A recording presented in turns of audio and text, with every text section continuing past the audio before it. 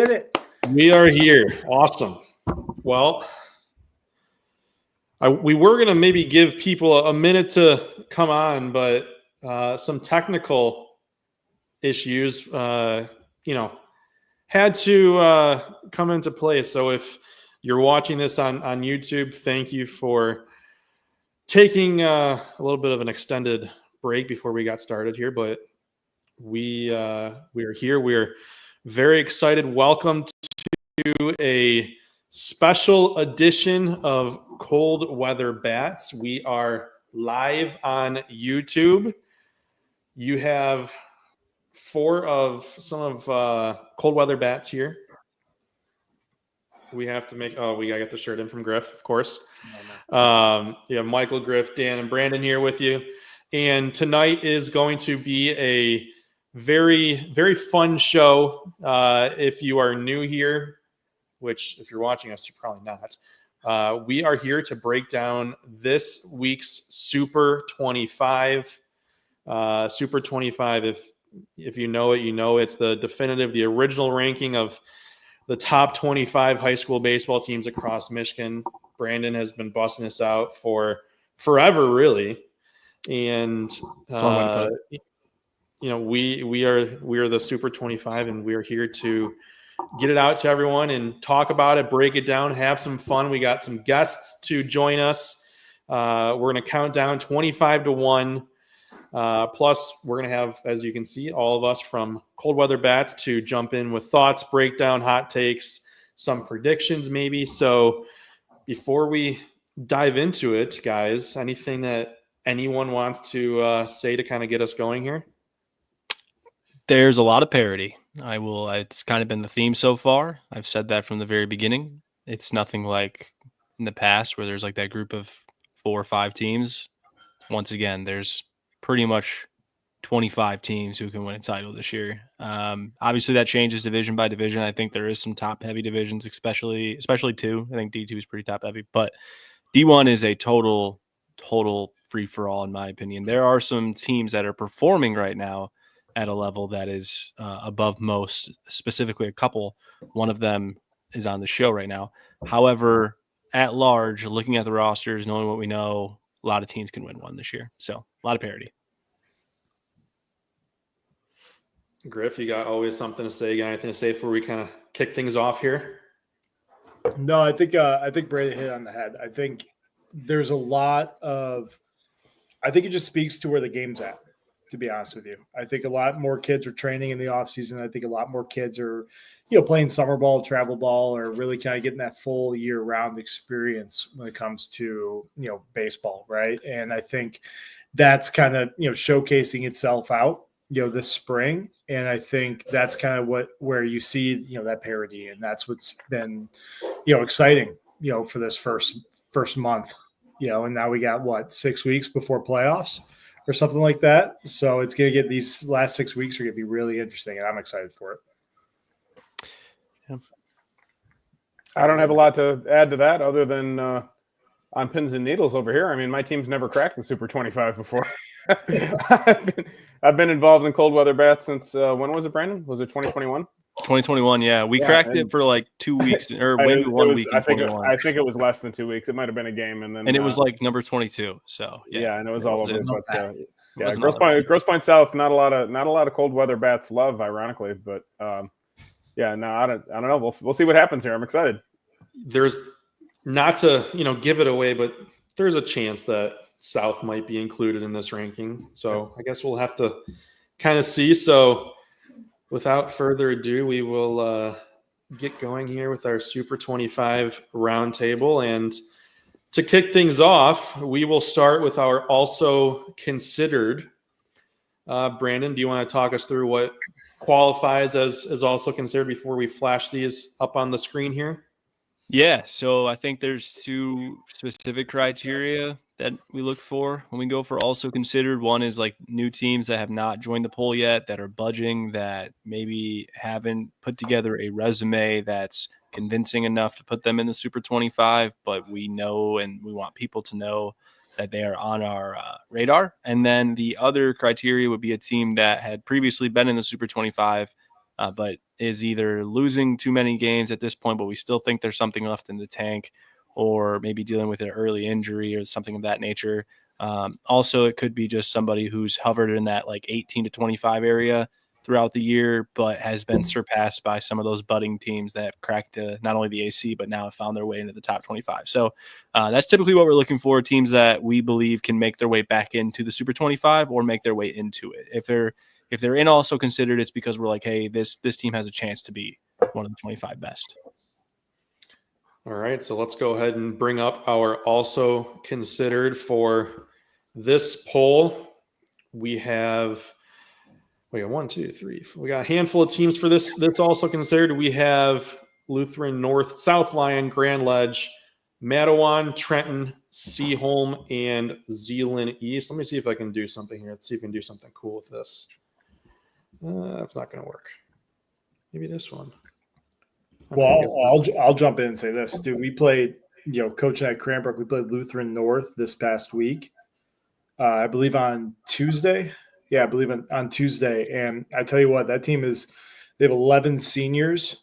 And that's been one of the most impressive high school teams that we've played and I've seen the last couple of years. I mean, they came out and absolutely swung it. I mean, we had one of our, sophomores who throws pretty well, on the mound.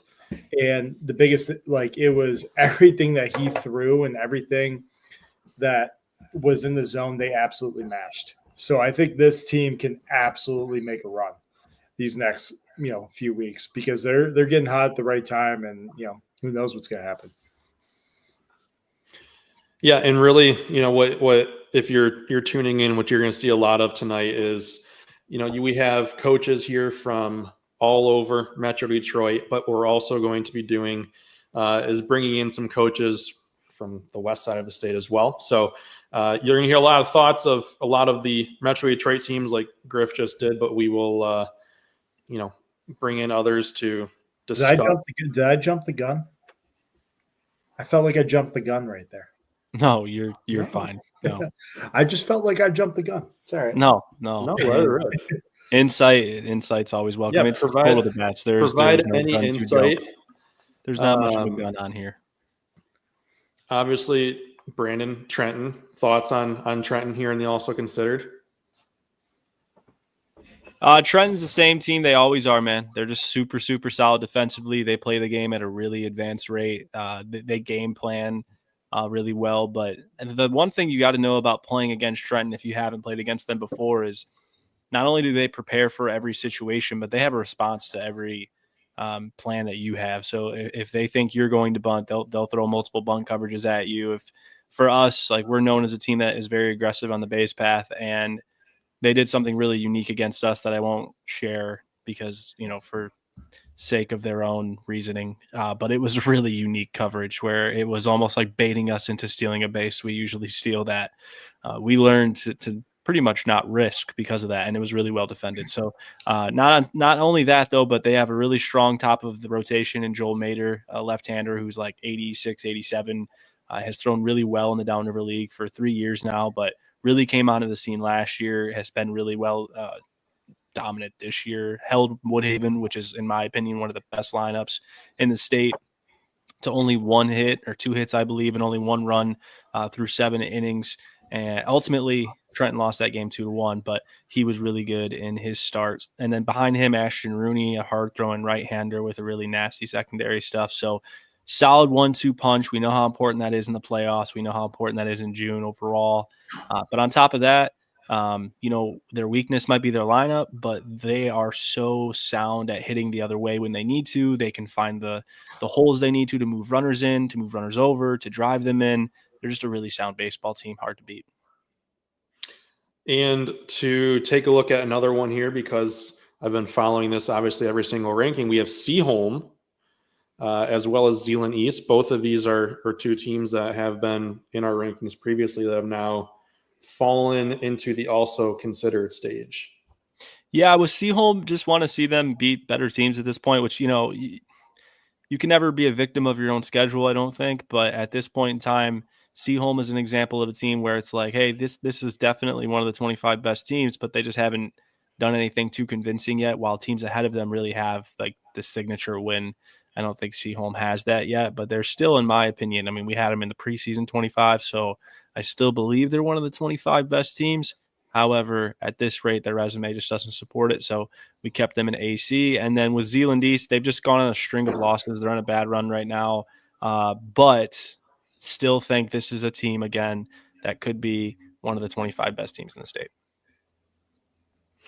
Okay, and that is going to cover it for our our also considered.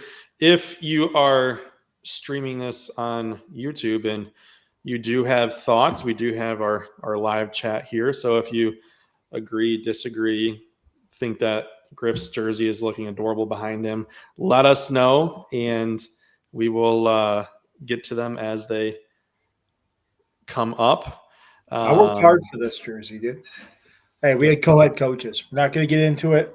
That's a different situation, the co-head coach thing, but we could go on and on for hours. But we worked hard for this right here. Well, black and gold. No disrespect to black and gold. All right. No, not at all. So how can we disrespect the idea of co-head coaches? Is that okay? Dan, don't get me started. We can go on and on for probably about 6.5 hours, right? Sure. Very specific. It's like, listen, it was an absolute circus. I mean, hey, if you're looking for a deep dive in for a co-head coach, tune into the Bald Banter show. Okay, tune in. Shameless plug. Hey, no free shout outs. Okay, tune into the Bald Banter show, and we'll dive right into it. Fair enough.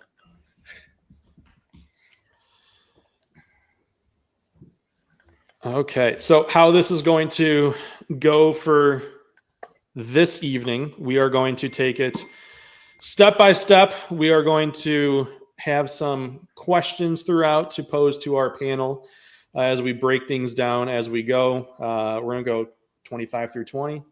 We will then go 15, 19, 11 to 14, and then we'll go into our top 10 from there.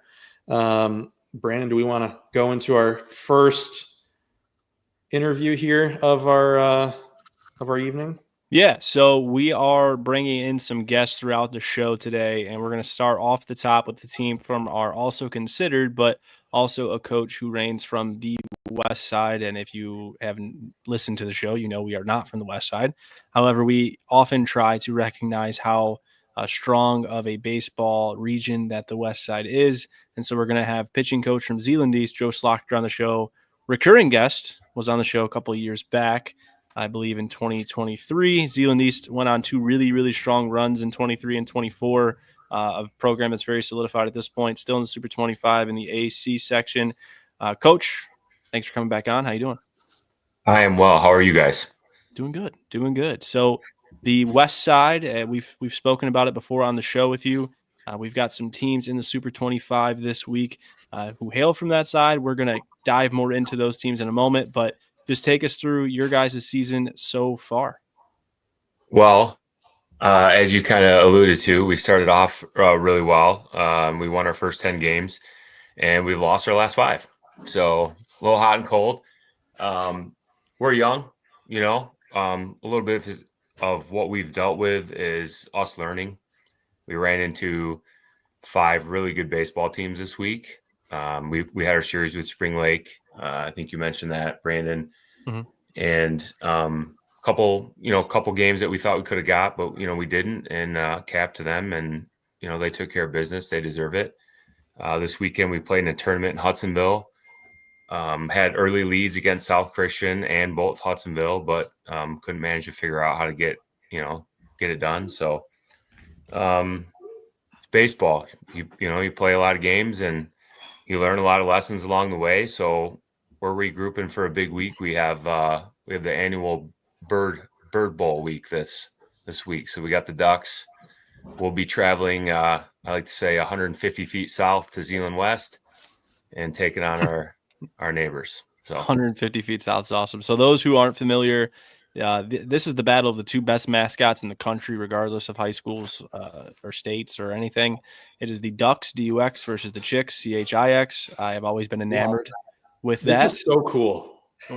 I Have love you guys seen the logos? Like that's Yes. the best part. You Like, showed that it to is- me. They're so cool. No, it doesn't have it. Sorry. the chick Yeah. and the duck are it's awesome. So the Bird Bowl, we'll be keeping an eye on it. Always a big fan of that series and just that rivalry in general. Something I admittedly was ignorant to until I got to know you through the show, but something that is a kind of like the epitome of what this show has become, I think, over the years, and able to connect a lot of communities that might have not been familiar with each other.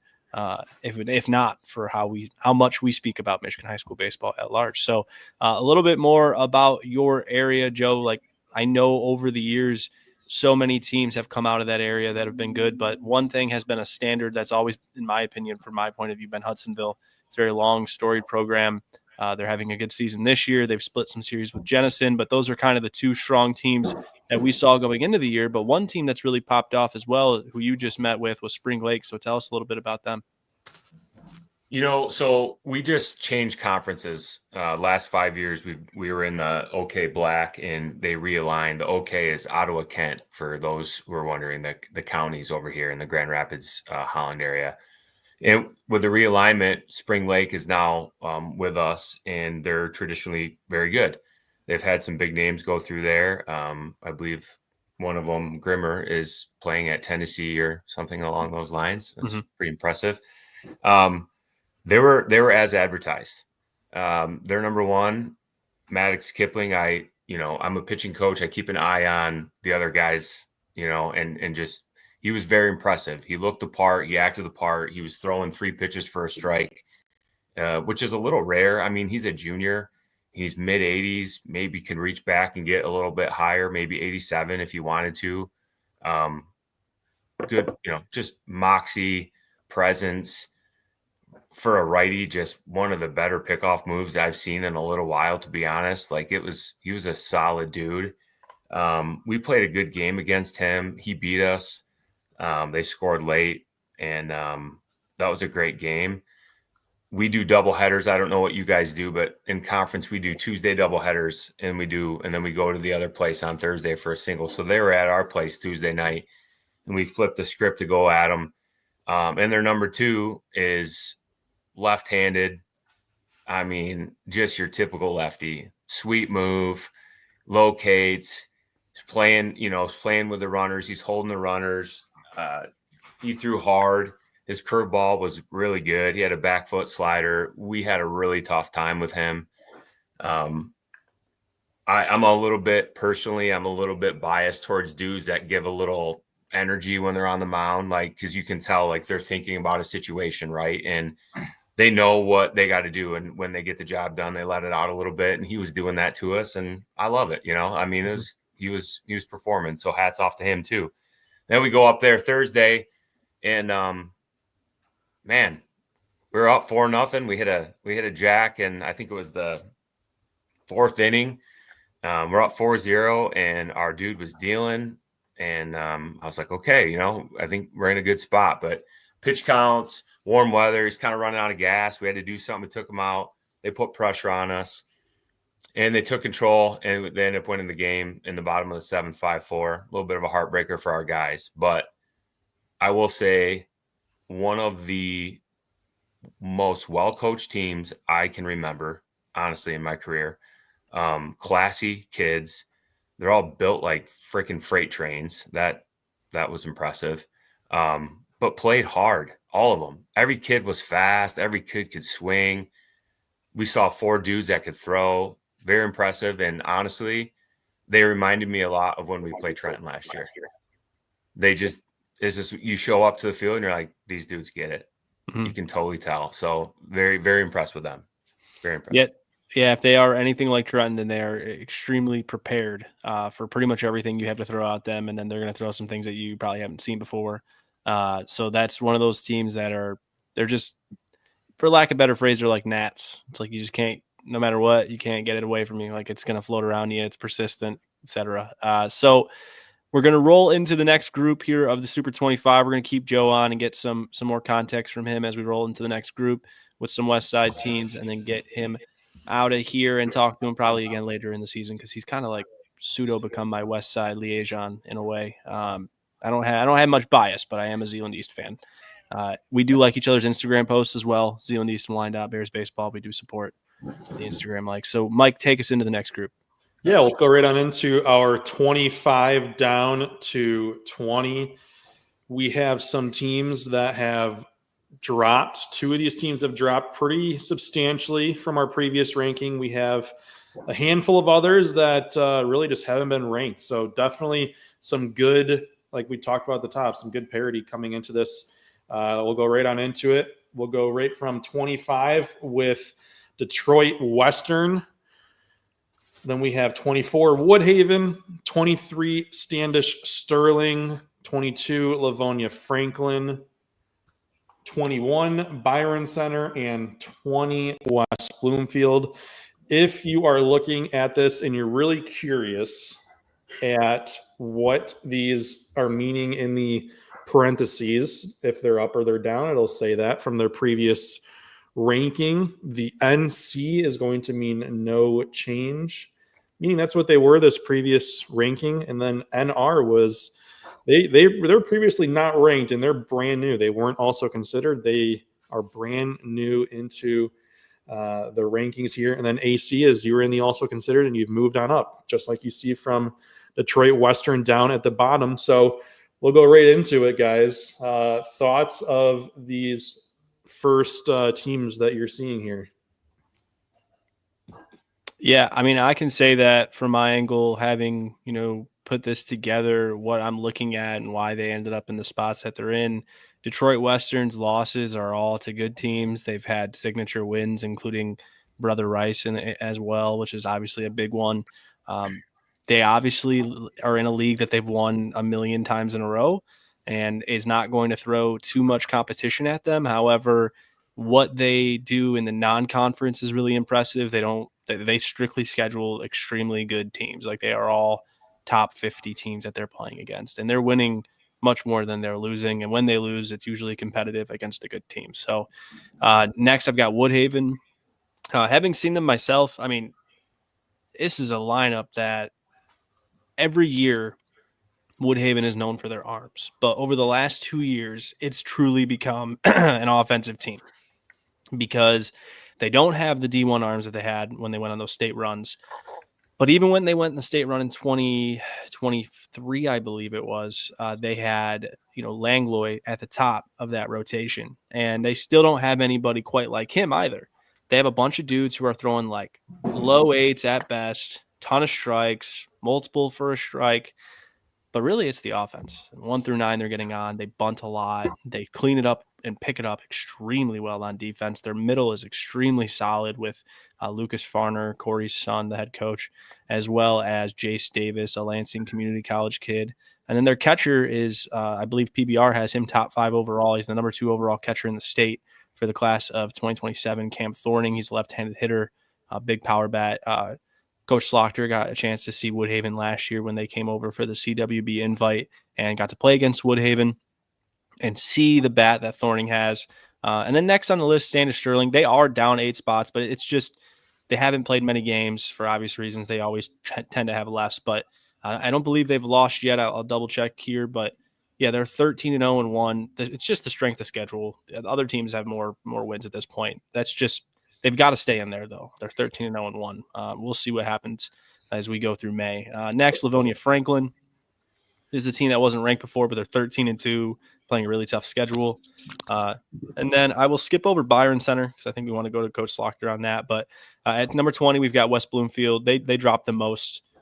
Down 10 spots. They split a series with Rochester, took 2 or 3 from Berkeley. The only thing is they just don't have many defining wins over quote-unquote better teams right now.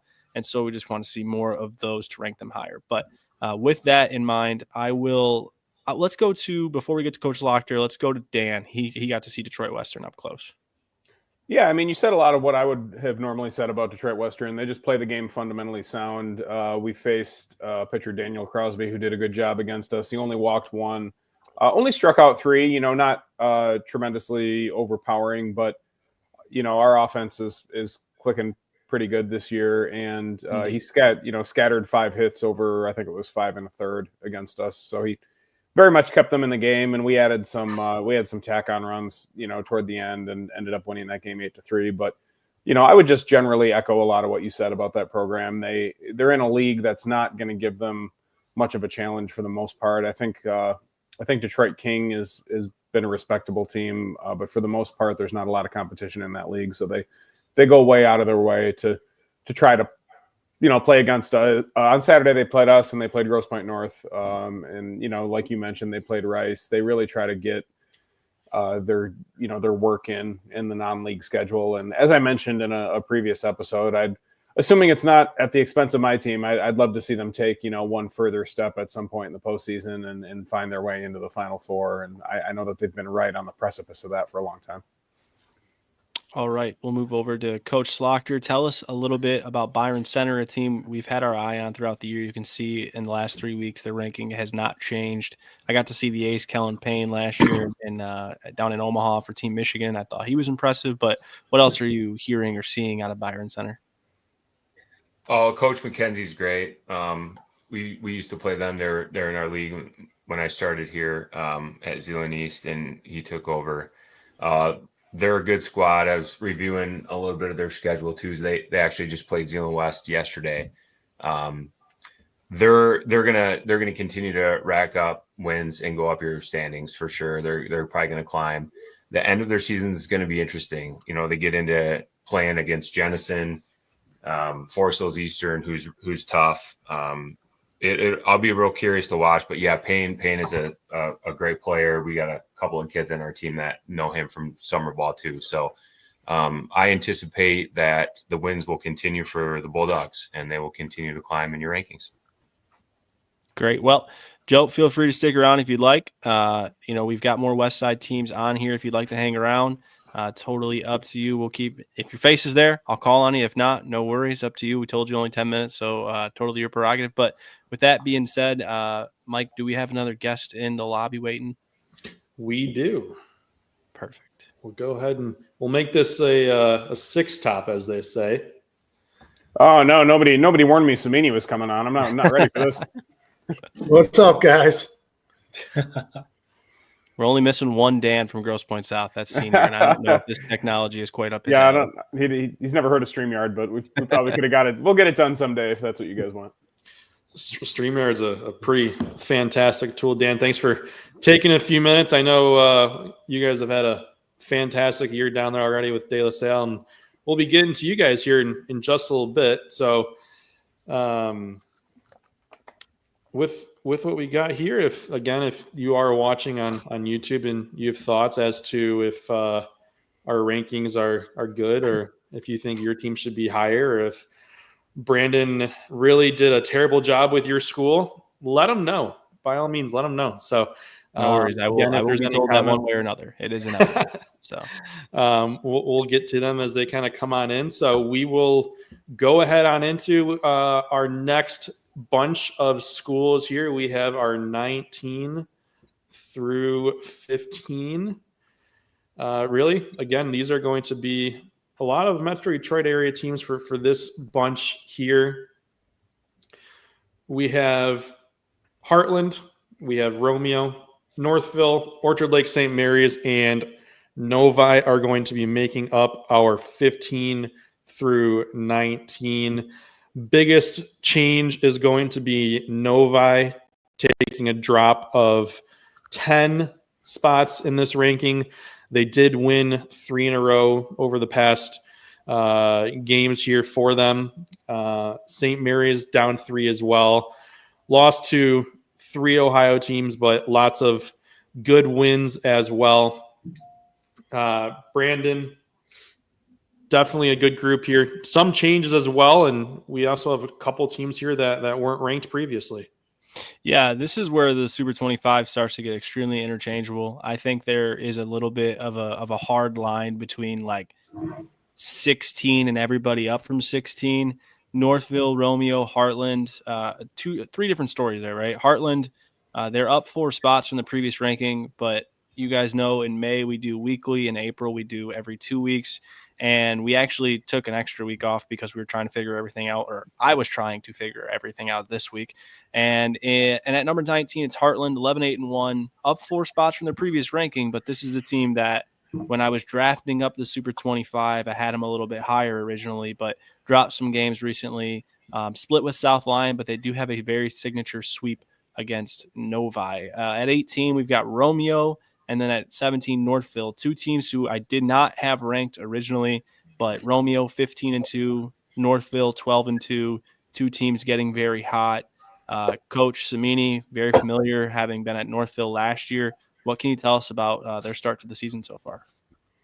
You know, they kept it rolling from last year. They won their first, I think it was 8 or 9 games, and then they split with Heartland, which was a very good team. That might be the favorite in the KLAA. But very good young group of kids. Burns, the pitcher for Northville, is really, really good. Coppins, their 3 hitters, really good lefty with a lot of power. I think he's got like 3 or 4 home runs right now. So very strong teams. Those two teams are very, very strong. And then Dan Griesbaum, I'll start specifying. Yeah, how are we gonna do this? Because if we say Dan, I'm gonna be like, we're gonna get 6 different answers right now. Oh, don't worry. I'll get last names in there. You could go Junior. You could go with Junior. Junior. Well, yeah, you're Junior in my cell phone still. You always will be. Right. So Romeo, you're familiar. Can you tell us a little bit about Romeo? Yeah. Not as familiar with them this year, just because we've they shuffled up the divisions a little bit in the MAC. But TJ Delamalure does a great job there. They're a big school that's competed in the highest level of the MAC for a long time. They have to go head to head against Dakota and Sterling Heights Stevenson, which is going to be a battle. They're a deep team that plays good fundamental baseball. I think Dakota and Stevenson are probably not to give anything away. They might be somewhere on the top, the Super 25 also, but those are teams that are going to get talked about a lot as well. Just some of the star players and some of the depth on those teams. But Romeo kind of, I wouldn't blame them if they have a little bit of a chip on their shoulder, maybe just due to that. They're not talked about quite as much in that division, and they're a really good program and a really good team. And, I know that they have a lot to prove. They're well coached, and, this might be one of those years where they can take a little bit of a step, whether it's winning that division of the MAC or if it's, pulling off something of an upset in the postseason. I would keep an eye on that group because, TJ does a good job there, and they've been competing at a high level for a long time. Yeah, 15-2, only 2 losses are to Dakota, who they also won a game against as well. So a very undeniable resume up until this point. And then at 16 and 15, 2 interesting teams. Novi obviously having dropped some. Yes, they did win 3 in a row this week, but they had lost a couple of games prior to that. And they're dropping series right now. Obviously, they have Yuli Fernsler, who could be the best arm in the state. It's really hard to pick one guy. Yuli's potentially that guy. He's just been extremely good for 3 years, especially last year, and very much so as well this year. Heard there was like 20 MLB scouts at his last start. So St. Mary's as well, a team that we're obviously familiar with the show, just given their recency with success over the last 5 years, especially. Mike mentioned it. They lost to some of those new Ohio teams that joined the Catholic League. That is a new thing for me. I am having a hard time keeping up with what or how those good those teams are. So that's something that I've had a learning curve with. But wins over Western, St. Francis de La Salle's, and then of course they split with De La Salle or De La Salle. Dan, which one is it? So I know. It's De La Salle, and we won 3 out of 4 with them. 3 out of 4 overall, right? But was there a we had we 2 different doubleheaders? Yeah, we beat them the first 2, and then we split with them the last. Gotcha. Yeah. So what can you tell us about St. Mary's this year? Obviously, it's a different page than it was a few years ago, but what can you tell us about this team? Well, I mean, as you know, with the Catholic League, I mean, if you look at St. Mary's, they got 8 losses. 6 of them are by 2 or 1 run. I mean, they're right in every game. They're very, very they got a lot of talent, really good pitching staff. It's a really good team. They could easily be 16-2 right now. I mean, that's how close the games are. So they're competing and they're getting themselves ready for the playoffs. And believe me, they'll be one of the favorites, if not the favorite in Division II for sure. All right. Well, that covers it for 15-19. Mike, take us into the next group. All right. So we will dive on into our 11 through 14. again, some pretty good teams in this next group here. Not a lot of names that haven't been seen previously. We'll go ahead and get those up so everyone can see those now. 14, we got Spring Lake. 13 is Rochester Adams. 12 is Saline, and 11 is Dexter. We have 3 teams in this bunch that are coming from the not ranked. So have had a lot of good wins over the last couple weeks that have made us take notice. Rochester Adams was one that was a part of our game of the week this past week, last week, and had a sweep during that over Rochester. They split with Dakota and swept Oxford as well. Spring Lake had a contest with Zeeland East, and Saline and Dexter out very much familiar with each other. Brandon, definitely a good group here as well. Yeah, I mean, Dexter and Saline are 2 teams that on paper, I mean, Saline on paper maybe not as good as some teams that they're ranked ahead of right now, but it's really the resume that's made them jump to this point of at number 12. We talked about Spring Lake with Coach Slaughter earlier. They're 13-1, having a pretty undeniable start to their season. At 13, we've got Rochester Adams, 14-3. They've split with Dakota, swept Oxford, as you mentioned. A team that's racked up some really nice wins as well, including what you mentioned before with the game of the week. Rochester, a team that we have a lot of respect for, that they were able to handle. And then with Saline, it's interesting, right? They lost 2 or 3 to Dexter. That's 2 of their 3 losses right there.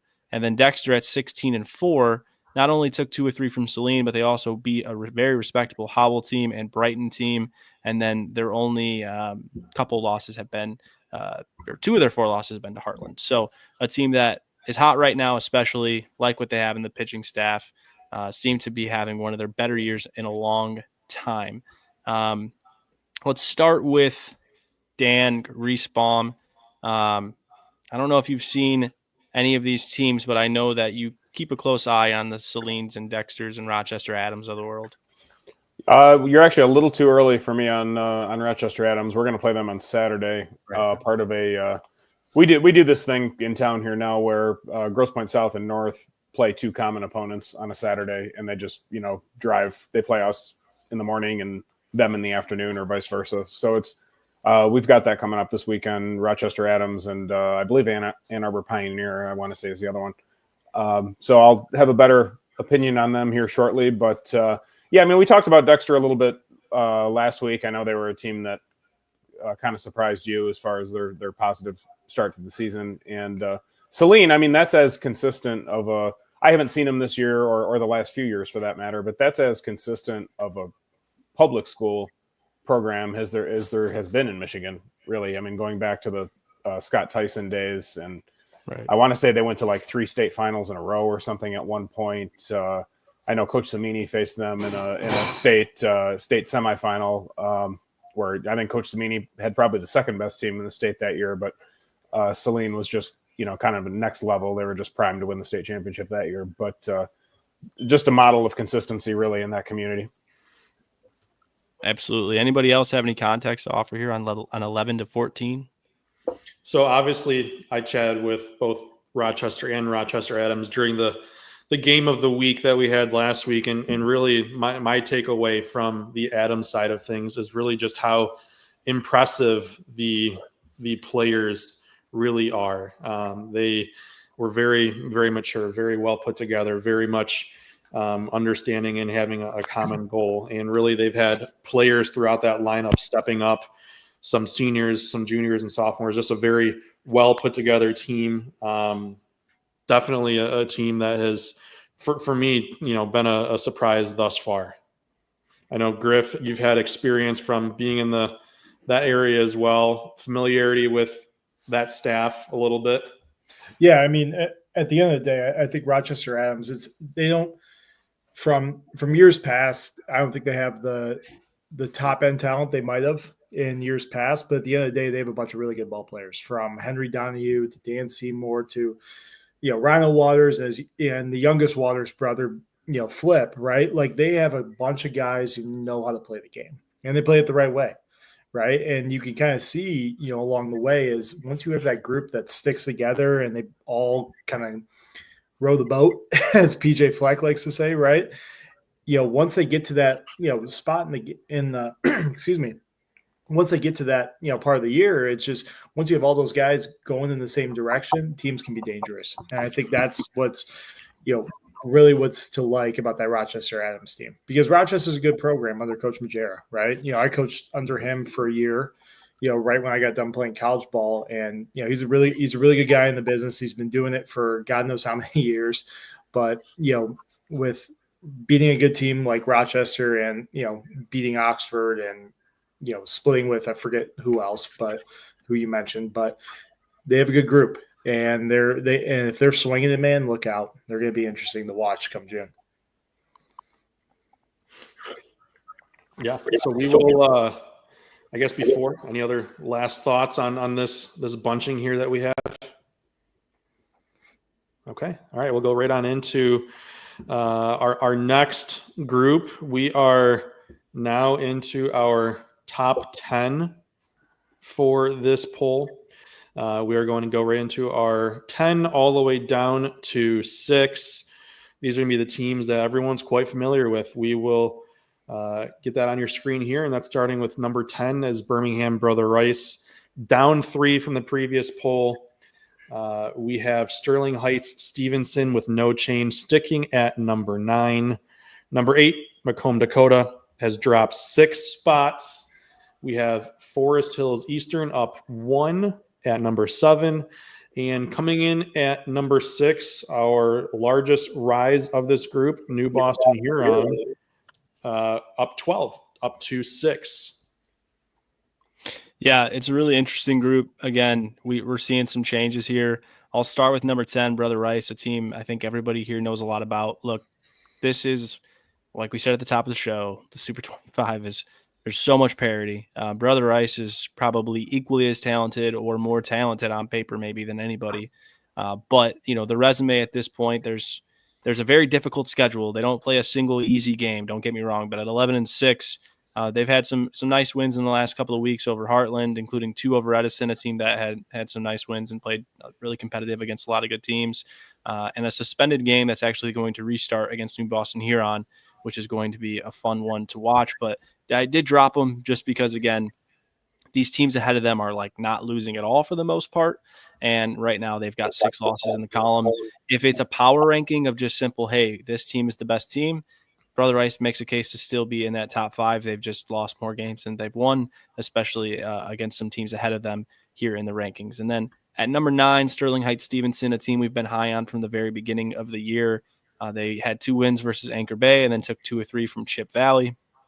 Next, we've got Macomb Dakota at 12-4.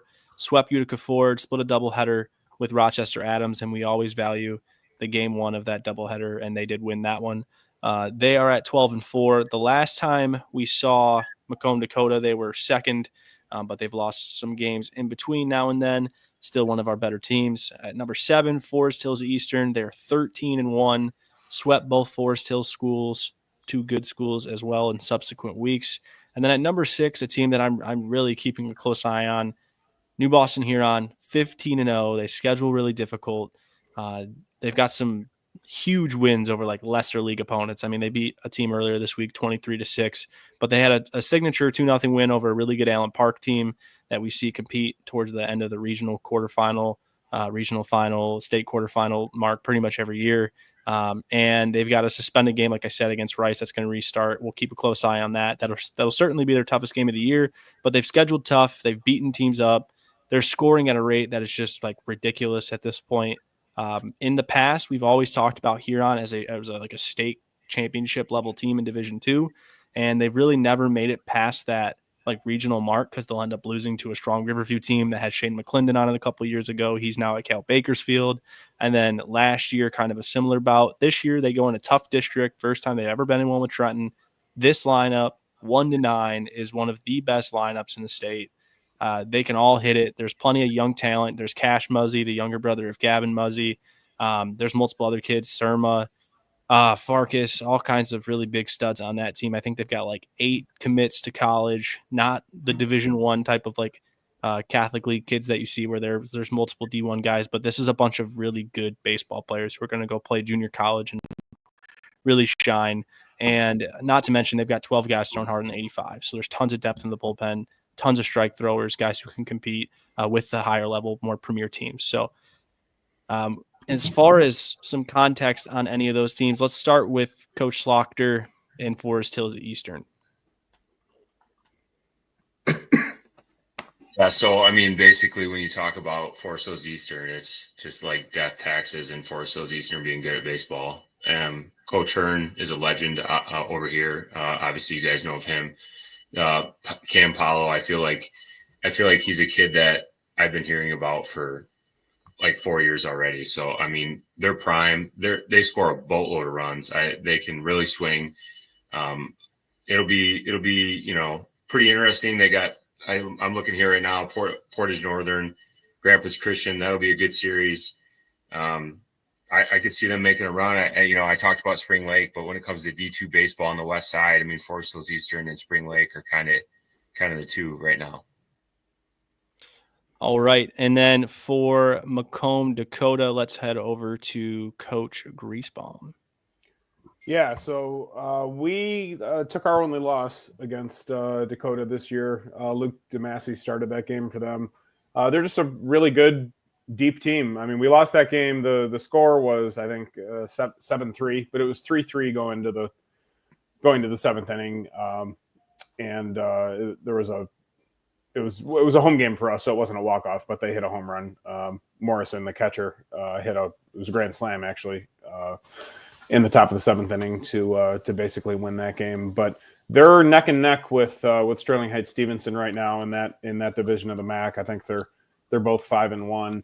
It's, I think, a tough call, which of those teams is better, which, I think you pretty much nailed it with the rankings here. I mean, that's probably about how close those teams are. It's going to be dramatic to see which one of them comes out on top in the league, and then even more dramatic, when it comes to the postseason, probably if they inevitably run into each other. I want to say it's the regional semifinal when they would run into each other. But that's going to be fun. Stevenson, watching Stevenson the last 4 years, it's been a little bit more like watching a pro team, just because they've had the same core guys for literally 4 years now. The Leonards, and if you showed me a picture of each one of them and asked me to tell you which one was which, I would still get confused. But great ball players: Brett, Jake, Scotty, the little brothers on the team now too.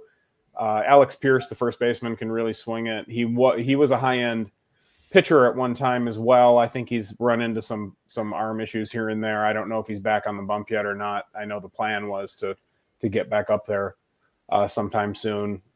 Carson Sweet, the catcher, is, I think, probably a top 5 catcher in the state, if you ask me. But that's, a really good team. Another Hall of Fame coach, Joe Emanuel. I don't want to say that they're under pressure this year. I don't know if that's the right word, but I know that they really want to win this year. That group's been together for, like I said, 4 years. They've had those guys starting and succeeding on that team, but they haven't, taken that step into the Final Four, contending for the state championship the way that I know they want to. And, this is the last time having that band together. So I think they really want to win the thing this year. It'll be interesting. It'll be an interesting storyline to follow as this goes along. And then lastly, Coach Samini, you guys were able to take 2 from Brother Rice at the beginning of the year. You've got them coming up next week as well. What have you seen from them? Well, they're good. They're young. They obviously got Illich and Duhame, and when they're on the mound, they can beat anybody in the state without a doubt.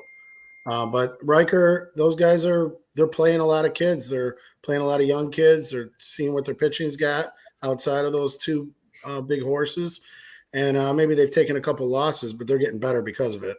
And once the playoffs start with those 2 guys on the mound, they're going to be favorites in probably every game that they play in.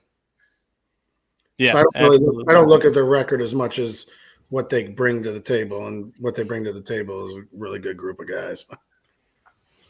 Yeah, I think that's a good point. I mean, when it comes down to the state tournament, if those 2 horses are healthy, that's a state championship contending team. I mean, Illich from the right side, Duham from the left side. That's an enviable place to start for any team, having two guys like that. So as long as those two are healthy, I don't care if they win another game the rest of the regular season or not. That's going to be a feared opponent in the postseason. Absolutely. Is there a world where we see both of those guys throw in the same game on like a midweek regional? Possibly. Absolutely. Mm-hmm. I think if you could, I think in that that Wednesday game, the regional semifinal, it's definitely a world where you could keep them both. You could keep them both under 75 pitches, and then they're still back on Saturday. So that would make some sense. All right. Well, that takes us into prime time, into the top 5, where we'll finally get to a couple of guys on this show's teams and be able to discuss it. I'm sure there will be some discourse. We almost got this one settled, but unfortunately, I think that game got banged because of the beautiful Mother Nature. But Mike, take us into the top 5. So I have a quick thing before we get into that. This is a round table, so let's have just a quick discussion here. So the quick discussion for the before we get into it is really, you guys are all high school coaches. What's the biggest surprise you've had that you've seen of this ranking? What's a team that we haven't ranked thus far that maybe you think should be in our ranking, and maybe someone that's maybe a little bit lower in our ranking that you think is one to watch come playoff time here? So whoever wants to step up first. I could go first. I think the one I don't know their record off the top of my head. I want to say that they've taken a few losses. They might be like 7-5 or so. So it's probably more losses than expected. But I think Anchor Bay ultimately will be a ranked team that's not on there right now. They have one of the best pitchers in the state, Ty Finkbeiner, and one of the best hitters in the state, Isaiah Domi. And we have a big series coming up with them starting tomorrow at Anchor Bay. For whoever wins that series certainly has a very good chance to win the MAC. But I think ultimately when they're done playing all their games, that's probably going to be a ranked team. And I think that's one of the best teams in the state that's not on there. So I'd probably start with that one. A previously ranked team, Anchor. Right. I think they were even in maybe the top 10 preseason, right? Yeah. No, I think very highly of that team on paper. Absolutely. Yeah. So I'd probably start with that. I don't remember what your other question was, if it was a surprise for a team being high, but I said my piece on that last week already. And I still think it's kind of a stupid thing to say, because De La Salle's been a contending team most of my life, and Dan Cimini's had a state championship contending team since 2010 or something. So saying that De La Salle being that high, Dan Cimini's De La Salle being that high is just a dumb thing to say. But in reality, I guess we didn't have them maybe that high in the preseason, between being a new coach at a program that wasn't in the top 4 of that league last year, and then the great competition that they have to play week in, week out. That's why they weren't up there originally. So I guess technically speaking, that's maybe a surprise. I think two teams that quickly popped into my head is one. I think Flint Powers. Even though they lost a lot, right? You bring in the incoming transfer from IMG, right? Keegan Koloff, right? Anytime you get Keegan on the mound, you're in the ball game. So I think when you have that situation in the playoffs where it's win or go home and Keegan's throwing, I think no matter who the opponent is, I think those guys have a chance to pull off that game, right? They lost a close game, I think this past weekend, right, to basically Western, right, who may or may not be in our top 25. I guess we'll see. We'll unveil that in a little bit, right? But anytime you have him on the mound, and especially when you have Sturgis's little brother, swinging it well, they have a chance to compete. And I think the second team, we actually played, yesterday, is it might shock some people, but I think Bloomfield Hills might be able to sneak up into that top 25 towards the end of the year, because you have a really good coach out there, Greg Feathers, who took, former baseball player at University of Kentucky, right? Played professional baseball, right? So he knows how to run a program. Right. And I think the biggest thing is with him is he's got a collection of guys who, once they fully buy in, and I think, we experienced that yesterday. We were, at Cranbrook. It's an interesting time. We don't have to go into that, but I think at the end of the day, they have enough talent on that team to really kind of make a difference, especially when all those guys buy in and are moving in the right direction. Over here on the west side, something to keep an eye on for you guys. Spring Lake plays Unity Christian this week. Hudsonville Unity Christian. They're 11-2. They're also in our league. We'll see them in a couple of weeks, but they're off to a really good start, playing some good baseball. Record kind of backs that up, so it'll be kind of interesting to see this time next week how that series plays out. And then shout out for Gull Lake. They're a little bit south of us, but we typically do play them, or at least get to see them. We do a Hudsonville tournament every year. We just got done with that on Saturday. They won it. They beat Hudsonville, and then they went out and beat South Christian, who took care of us in the first game. They're an impressive squad too, and someone to watch out for sure on the west side. Anyone on your radar, Dan? I just think they're all good teams. I mean, at this time of year, I mean, there could be teams that are not on here that win the state championship. Right, It's just it's April in Michigan is like rolling dice. You don't know what's going to come up, and guess what? At the bottom line is you guys do a great job of getting these guys all bunched together and moving them around, and it makes for a great topic of conversation. And the bottom line is it's fun to be ranked. It's fun to talk about it, but at the end of the day, you still got to go out there and play the games. So it's fun. It's fun, but it's also it's very hard to predict. Right. And some would say it's rat poison, but you know what? Sometimes someone's it is, but sometimes it's fun, Yeah. Being number one is not always easy. You get hunted, but I always love that, actually. It's always fun to have people chasing you and throwing their best at you. It makes you a better team. Mm-hmm.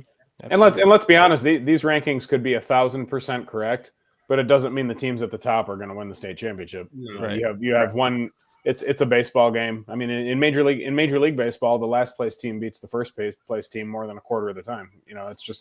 That's the nature of baseball. And and I know some people snap back at us sometime, like somebody will say, "Oh, hey, we beat De La Salle," and so what? That doesn't mean that you're better than them, that you beat them on a particular day, or so and so only beat us by 1 and they're ranked 1 and we're not ranked at all, or it's a game of baseball. Anybody can win a baseball game. Depends who's pitching. There's a lot of factors that come into play, so that it's very hard to put together something like a Super 25. All right, well, let's go ahead. We can get right back to our top 5. This should be a pretty good discussion. We have 2 of these teams were just featured recently in our game of the week, and these other 2, well, we'll just go ahead and throw this up on the screen here. Coming in at 5, we have Jenison up 1. Coming in at 4, we have Hudsonville down 1. 3, we have De La Salle up 1 as well. And then at 2, we have Grosse Pointe South coming in not even ranked whatsoever, jumps everybody up to that 2 spot. All right. Well, before everyone starts throwing food at each other, let me explain. I'll start at number 5. Boy, Brandon. I'll start at number 5 with Jenison. They came off a sweep of Muskegon, but they did play Hudsonville and lost 9-8. Game 2 was called due to weather. The first time they played against each other this season, they beat Hudsonville, so they're going to have a grudge match at some point, and Coach Slaughter will give us some context as to how that works. I don't know if they'll play 4 total or however many it is. And then at 4, a team we just discussed when talking about Jenison is Hudsonville. They're both teams at 12-2. Both teams with 2 losses. Hudsonville at 12-2 versus Jenison at 8-2. Again, Hudsonville beat Jenison 9-8. They've also got a sweep over Grand Haven, beat Zeeland East, and then lost to Gull Lake, who was just mentioned by Coach Slaughter as well. So, Joe, I'll let you go into our 4 and 5 teams there in Hudsonville and Jenison. Yeah, so Jenison and Hudsonville actually split, and then they tied. So that'll be something that'll be interesting as they both try to win the OK Red. But Jenison, so I know Chris, their coach, very well. He's a great dude. Obviously, everyone knows Case Bosch is a complete package. He's a specimen. He's phenomenal, and he can beat anybody in the state, in my opinion. I got to shout out, obviously, my fellow Slochter, Ben Slochter, throws a bunch for him, plays shortstop. He can hit. AJ Park is a stud. Braden Hilaski's a good ball player. I think Jenison and Hudsonville are the two best teams, honestly, in this area. I'll be really excited to see what happens this week for Hudsonville, transition to them. They have Rockford, who's always good. I know their coach. A fun fact, Matt Sattler, the head coach of our team, Dave Van Ord is his wife's uncle. So we call him Uncle Dave. We know Dave pretty well. Hall of Fame, and been doing it for a long time. He's loaded. He likes his team. I know he does. They've got a ton of senior talent. Caden Howard, their shortstop and leadoff hitter, is one of the more fun guys to watch, especially over here. We had a phenomenal battle with him in the district finals last year, and he hit a ball that I think everybody thought was out. It was very impressive. Just complete athlete. He's going to go up the road and play at Grand Valley. Braden Muir, another kid that's going to go to Grand Valley up the road in Allendale, can pitch. Jackson Hammersmith. I mean, they've got a complete stable of dudes that can throw. And I think, in our state, Dan, you were saying like anybody can beat anybody with a guy, right? But if you have depth too, and you can get out of district Saturday, I think that's where a team like Hudsonville and how they're built, they could make some noise. Now, unfortunately, we have them in districts, so obviously we're going to do our best to try to take them down. But they're very impressive, and I think both of these teams deserve to be in your top 5. All right. Well, that takes us to number 3 in the rankings, De La Salle, who 2 very convincing 15-0 wins over Avondale this week. Coach Samini, tell us a little bit about your team, the team that so many people are so curious about. We're just really consistent. A lot of preparation. These guys have put in a lot of work. They're believing in themselves. They're believing in what we're putting in, all the stuff we're putting in, and our philosophies. And they're having a blast playing this game. And that's the key to it all. And they're having so much fun with each other. And they've been friends for a long time. And their success has been good for them. I think they haven't seen it in a while. And it's fun. It's fun for them to go out there and compete at a high level and compete against some really, really good teams and show everybody that we can hang with them if we play the game the right way. And that's what we're doing right now. So I'm really proud of our guys. Our pitching has been great. We're putting the ball in play, doing the things that we need to do, and we're playing good defense. So those are recipes for competing at a high level. So I'm really proud of our boys. How has the transition been for you? I know you're obviously extremely familiar with the Catholic League at large, but what was the transition like for you getting back into it this year? I love it. My game, my coaching game, my philosophy fits right into 3-2 baseball because I want our guys swinging the bat, putting the ball in play. I want our pitchers throwing strikes, and I want our guys picking the ball up. So if you don't do that in the Catholic League, you could find yourself 0-17 really quick with a blink of an eye. So that's what the Catholic League is all about. I think, playing 4-3 after playing a grueling schedule like that, to me, is easy because these guys are so used to playing 3-2. Now they have an extra ball, an extra strike. They can kind of be a little bit more patient than they are in a regular league. And I think it really bodes well for the playoffs for teams in the Catholic League. Yeah, absolutely. Absolutely. All right. Well, Coach, listen. So, Coach, what's your secret sauce, man? What's honestly, I was on those teams back in the day at Bishop Foley. Oh yeah. Where you guys, I'll never forget. You guys must really hate Liggett. Oh, I do. I hate dude. Hey, can I tell you something now that we're older and you're absolutely. out of it? I never lost to Bishop Foley. Ever. I'll never forget. That's crazy because those were some of the best programs and best teams I'd ever seen back then. I mean, our group, I think my sophomore year, right? I think when we played you guys out in Marysville.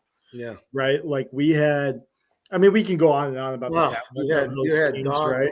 And I'll never forget. I still talk about it till this day with my old man about how we lost that game, right? How it's bases loaded 5-3, guy scores. I think it was your second baseman. I think it was Azar. Azar. makes a diving play in the hole, gets Brad Baldwin, who's now the head coach in Northwood, right? Yeah. Gets him at third base. And I think Brad's still upset about that till this day. Well, to this day, I still think it was one of the greatest baseball plays ever. Oh, absolutely. It was 2 outs, nobody on. We're up 5-0. And then your righty, what's his name? The right fielder, really good player. I think it was Nate Grice. Yeah, Grice broke his finger or something, so he had to. Yeah, so he broke his hamate bone, and he had to teach himself how to hit left-handed. And he had 2 strikes on him, and he bunts for a base hit. Yep. And that started the whole rally with 2 outs. If I had lost that game, I don't even know if I'd be coaching right now. Dude, every time we play Liggett, like it pisses me off seeing those banners in left field. Like it pisses me off every single day. Thinking about it. Somebody said death, taxes, and something else earlier on. For a while, it was like death, taxes, and Liggett beating Foley in the postseason. Oh, don't start that. Don't start. It's no disrespect. It's just one of those things. It's like I don't know how they had your number or why, but they were all close games, 1-run games. They weren't like Listen. I was the poor SOB who ran the opposite way on the fly ball in right field because God forbid they threw me in right field. I was a catcher. Why am I playing the outfield? Right, but at the end of the day, like Coach, I'll give you. Listen, you guys played your tails off every single year. And it was awesome to see. It was awesome to compete against, on the unfortunate side, being on it for 3 years straight, right? Like we won, like Foley won the state title 4 out of 7 years. And the 3 years we didn't win, it was the 3 years I was there. So it was, listen, I get it.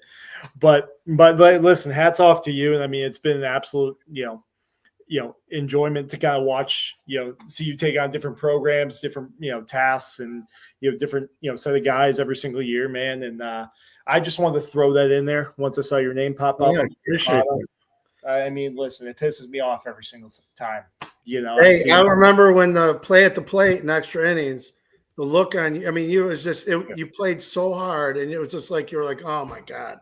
I wanted to listen. I'll never forget when the districts came out and like pre-districts and they scheduled. I think we were like 1 and 2. That was the most ridiculous thing ever. Crazy. So, Justice, you'll appreciate this, man. So we were, I think it was us and League 1 and 2 in the state. I can't remember who was who. Right. This was our junior year, and we played in the pre-district game. like the fact that, and then when we ended up losing, the fact that we had to go to school afterwards. Yeah, right. And then also like we had to, like us as students had to work the game, the following game, and then watch you guys like win districts like on our field. Dude, I wanted to lose my mind. That's brutal. Oh, it was horrible. That's brutal. But I had to throw that in there because we can have a beer and laugh it up and have fun now, though. But I might cry a little bit still, but I'm still holding on to it. I might too. You got me in tears right now telling me the story. Yeah, you're probably happy tears. Me, I'm just crying in the corner over here.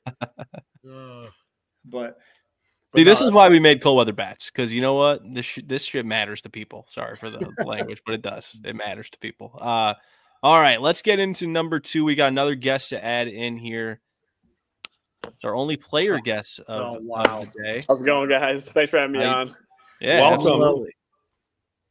So we got Grosse Pointe South. Why don't you just bring the whole South team on? And biased. They have won 15, 16 in a row. Come on. We're making up for lost time. We haven't made an appearance on this show since going back to 2021. So this is our. Hey, as an alum, I don't know if you guys know, but I went to Grosse Pointe South. I played for Griesbaum, and little Dan used to run around on our dugout with his uniform on. So it was awesome. So nobody's more proud of this program than I am. And they played in such a tough league for so many years. And we're always right about now, they're always right around 500, maybe 5 games above 500. And to see them rolling like they are right now, Coach Griesbaum deserves it. Dan, you deserve it. The players deserve it. I mean, it's so much fun to watch. I think it's really appreciate it. It hasn't happened. Thanks, Coach. It's two Grosse Pointe South Baseball Hall of Famers on this podcast. Samini winning our Hall of Fame this year, and maybe a future one with Andrew. We'll see what happens someday. But are you sitting in the dark there, Andrew? What's going on? Looks like it's a little dark. In the attic. Turn the light on, guy. Get the Grosse Pointe South attic. It's nicer than my house. Then again, I do live in Downriver, but I did induct Dan Griesbaum Jr. So we do have like a couple of few different Hall of Fame activity. Connections. Yeah. I'm like the jester of that group because I have no connection to there besides one season coached and then inducting Dan. But all the same, Andrew, Dilo DeVico, I got that right. I know I got it right. Yep, spot on. Beautiful. Bowling Green commit. Griff, you're familiar with the MAC and MAC baseball as well. So we got, and obviously Dan having played at Central. Look, you guys are rolling program record, 16 wins in a row. You absolutely housed us twice. Not that that's your most impressive win, probably on the lower mark in that regard. But Andrew, how's it been being the leader of this group and having played, I believe, I don't know if you're a 4-year varsity guy, but if not, you're 3-year varsity guy. Yeah. So what's it been like with this team and seeing everything kind of unfold?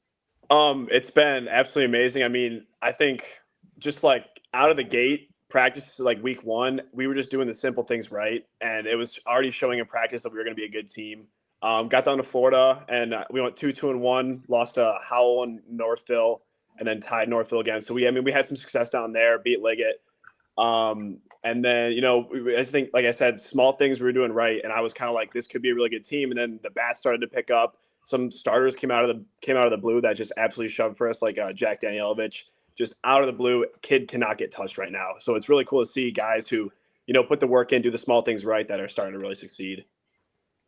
So for you with this team, what do you think is the biggest difference that's attributed to your guys' overall success? Because obviously Grosse Pointe South has always been a team effort. I mean, nobody takes 26 guys and relies on one individual, but what's really shining the most for you guys right now as a group? I think experience is a big deal. I mean, we got a lot of starters, or a lot of seniors who are starters this year. So I think we were there last year, tough loss to, North in the district. So I think we all want it really bad, a lot of our starters. Even some of the young guys, though, I know Drew Hess, doesn't have a whole lot of experience, but he's just doing his thing, just doing the small things right, just putting the bat on the ball hard. So I think the biggest thing is our seniors having experience and just being able to, go out there and, try as hard as we can every single game. All right, Dan Griesbaum, what can you tell us about your squad so far? Yeah, I mean, Andrew mentioned Hess just now. I'll highlight him as someone who's injected some energy into the lineup. He's a 2027, probably profiles as a corner infielder or maybe a corner outfielder because he can run, left-handed hitter, tall, good athlete. He's someone that I think is going to be on the radar of a lot of people, going forward from a recruiting standpoint. As Andrew mentioned, the pitching has really been guys that add and subtract and pitch to both sides of the plate, keep people off balance. We don't have guys that, light it up at 90 plus, but Jack Danielovich, as he mentioned, just, a good fastball changeup guy. Charlie Michelotti is a sophomore who, played good high level baseball coming up, through the Grosse Pointe Little League, the Caesars system. Somebody who is a good 3-sport athlete, doesn't sit 90 or anything like that, but he's a righty that throws several pitches for strikes and just gets a lot of people out. That's the kind of pitching that we have. But I think the big thing is up and down the lineup. We've just been hitting the ball hard 1 through 9. We're not striking out very much. A lot of things that we've worked on for a long time, it just seems like they're kind of falling into place right now. And, a lot of guys have put a lot of work in. Andrew's certainly the top of that list. In fact, I think one of the things I have to work on is trying to get him to maybe rest once in a while.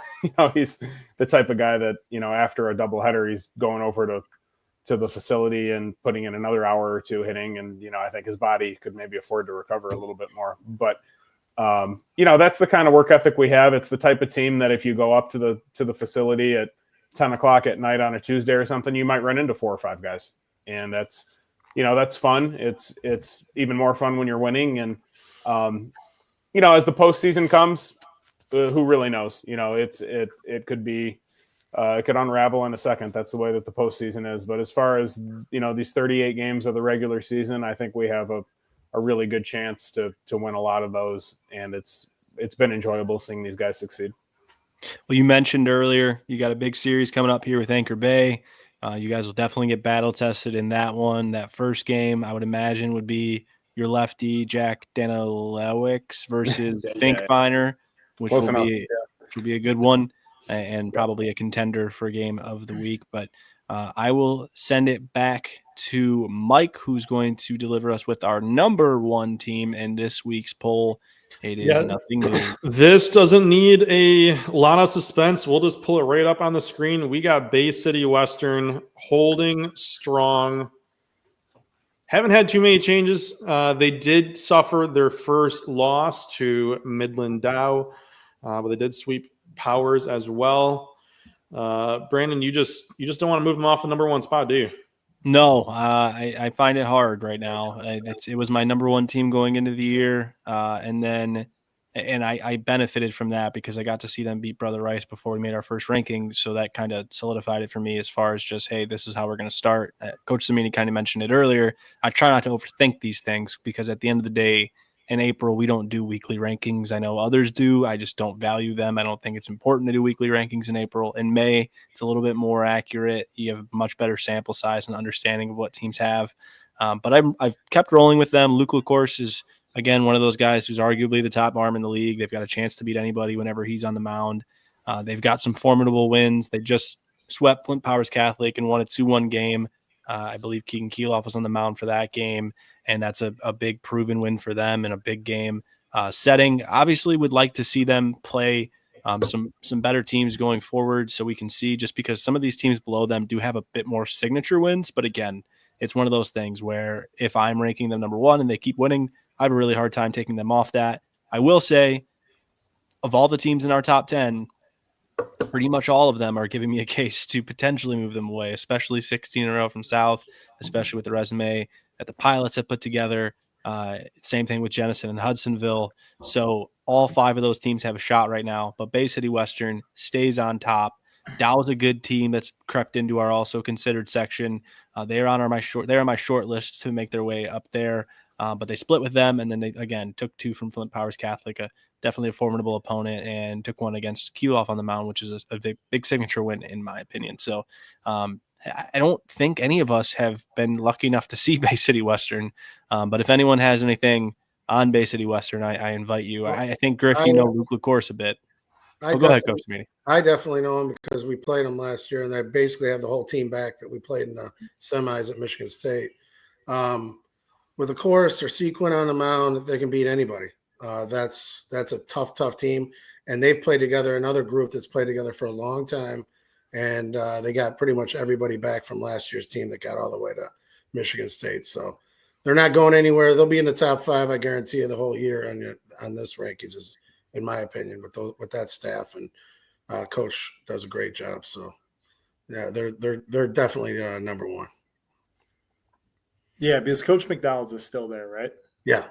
Yeah, because the cool thing about Bay City Western is you have a coach with Coach McDonald who's been there for 20 years, right? Who does it the right way, who has a good group of guys. But the cool thing that I've noticed is the guys who are on the staff are 2 guys that I grew up kind of playing with Brandon Wise and Bubba Harrison, and those guys add that younger element to it from a coaching perspective, kind of to help relate to some of the younger generation that kind of goes forward, right? And I think what's unique about it is they just play good baseball.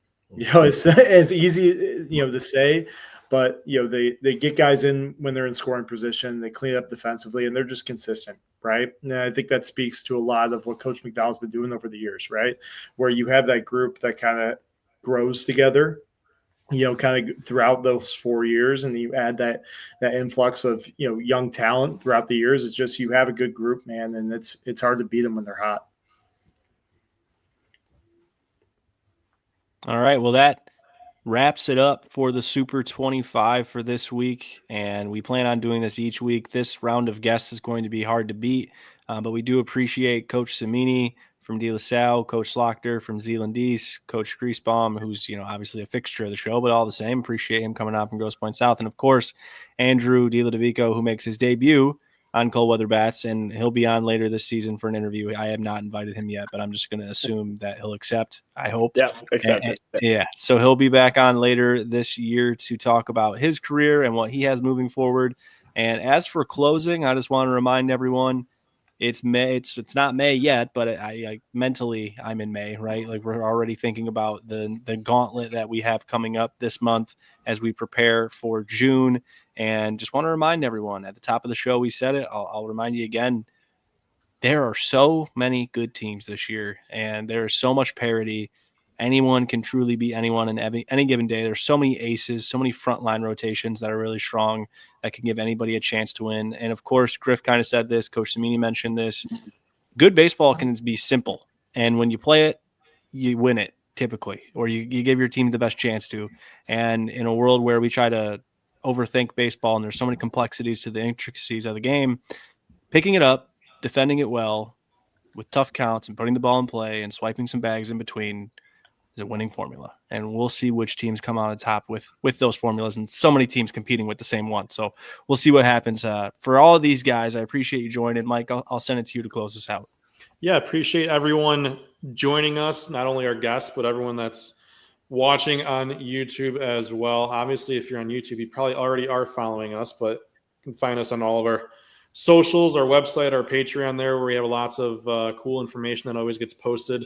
What's going to happen is we're going to do this as much as we can before on the Sunday evenings before we launch our Super 25 the next day. So if you are wondering on a Sunday, where is my school ranked, or is Bay City Western going to hold at number 1 again? Well, you don't have to wait till Monday. You can log into the YouTube when we do our live stream, and you'll be able to find it there. So with that said, thanks for all you guys hopping on with us.